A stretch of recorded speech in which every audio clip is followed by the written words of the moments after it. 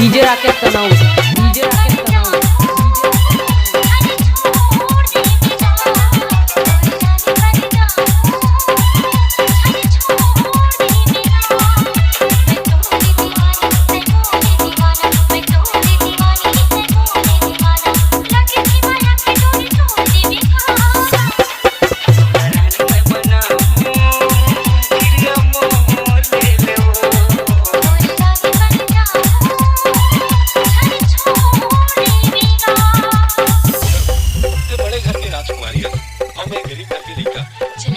मोला धन दौलत से कोई मतलब नहीं है, मोला तो तोर दिल की कोना जगह चाहिए।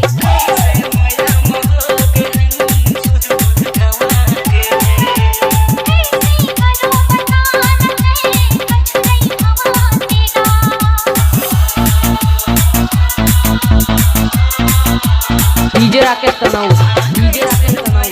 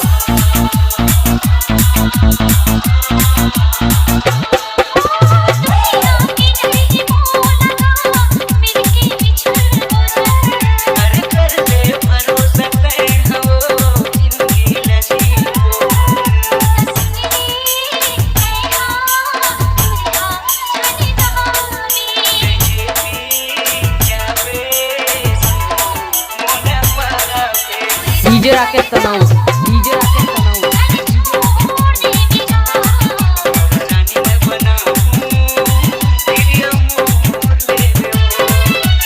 Mix by DJ Rakesh तुर्काने।